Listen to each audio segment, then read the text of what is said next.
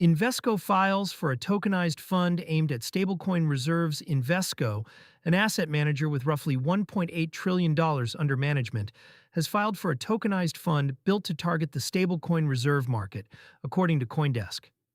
The filing puts one of the largest names in traditional asset management directly into the layer of short-term instruments that back the dollars circulating on public blockchains. The move lands while crypto spot markets sit in extreme fear. Bitcoin traded near $59,329, down 2.8% on the day, and Ether near $1,055, down 3.6% as of June 25, 2026, with the Fear and Greed Index at 16. Institutional tokenization plans rarely track the daily candle, and this one is a case in point. The product is aimed at a structural part of the market, not a price call. The reserve layer becomes the prize. Large fiat-backed stablecoins do not hold their backing as idle cash. The reserves sit mostly in short-dated U.S. Treasuries, repo, and bank deposits, and those holdings generate yield for the issuer. As the stablecoin float has grown into the hundreds of billions of dollars, the pool of reserve assets behind it has become one of the more valuable franchises in finance. Whoever supplies and manages that reserve gets paid on every dollar parked there.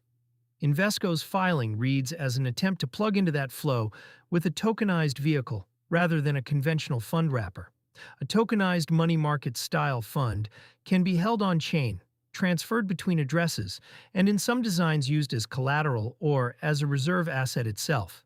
For a stablecoin issuer or a treasury desk holding stablecoins, an on-chain reserve instrument that pays a treasury-like yield is a natural fit next to the tokens it backs.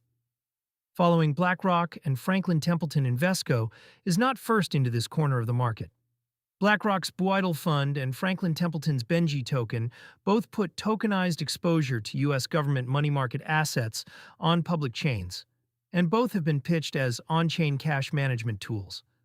A filing from Invesco signals that the largest asset managers now see tokenized reserve products as a category worth competing in, not an experiment to watch. That competition matters because the economics are concentrated. A handful of issuers and fund managers control most of the reserve assets behind the stablecoin supply. Each new entrant with a recognizable balance sheet and distribution chips away at that concentration and gives stablecoin operators and on-chain treasuries more than one place to park reserves. The filing is a claim on a recurring revenue stream, anchored to whatever the short end of the treasury curve pays. From reserve assets to everyday spending.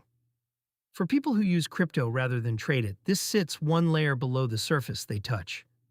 When a holder loads stablecoins like USDC or USDT onto a card and pays a merchant, the spending experience depends on those tokens holding their peg, which in turn depends on the quality and liquidity of the reserves behind them. A deeper bench of regulated tokenized reserve products is a quiet improvement to that foundation. Even if no cardholder ever reads a fund prospectus, it also reinforces a trend already visible across the crypto card market. Stablecoins, not volatile assets, are becoming the default settlement rail for routine payments. Cards increasingly debit a stable balance and let users avoid selling long-term holdings at the till.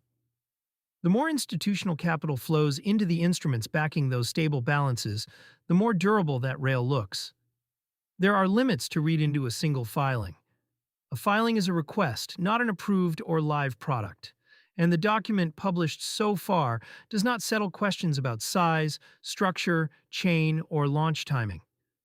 Tokenized fund mechanics around redemption, transfer restrictions, and who can hold the tokens vary by issuer and jurisdiction. And those details decide how useful the product actually is as a reserve asset. Until the fund is approved and live, the signal here is intent and direction rather than a finished instrument.